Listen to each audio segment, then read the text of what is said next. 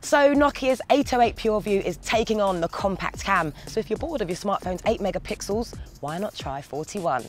So in order to accommodate that huge sensor, the Carl Zeiss lens and xenon flash bulge out to add significant millimeters to what is already a pretty embarrassing girth. Design-wise, it's solidly made and has a nice rough finish. But before we get into the camera, we should make it clear that the 808 Pureview is disappointingly running Symbian 3 and not Windows as featured on its flagship handsets. Now the dedicated camera shutter wakes the 808 Pureview and takes a shot within 2 seconds. And snaps look punchy and colourful on screen. And while 41 megapixels is a lot and there's plenty of detail to sink your teeth into, you never actually get to use them all at once. But the extra pixels are handy. Taking photos at 5 megapixels, for example, in Pureview mode, oversamples the image, squeezing 7 pixels into one for sharper, more detail-filled images. Full res shooting at a 4:3 ratio gives you a maximum of 38 megapixels, while 16:9 ratio photos come in at 34 megapixels, with the main advantage being the freedom to crop shots extensively or blow up your shots to mega dimensions. Cropping like this is fine for close-ups, but don't expect to be pulling out distant objects from the horizon.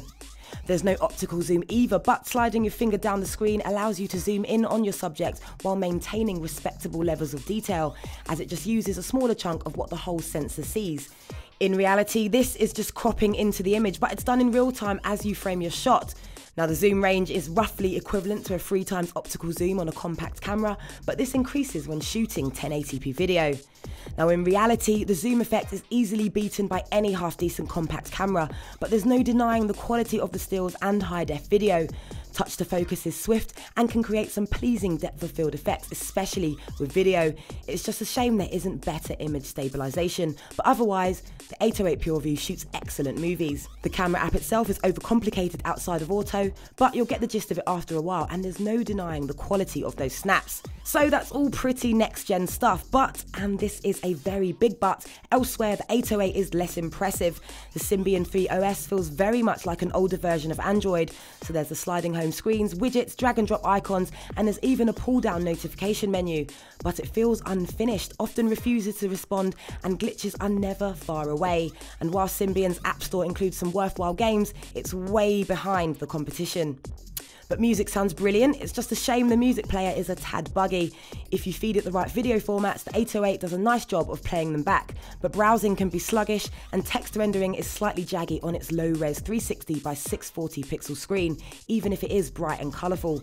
But there is micro HDMI for big screen viewing, and NFC is also on board.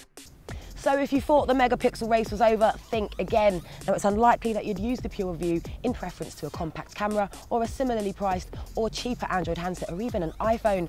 Ultimately, it's a super modern camera bolted onto a remarkably outdated operating system that makes the Pureview a little hard to recommend. Now if Nokia was to put this camera into a handset like the Lumia 900, then we're talking.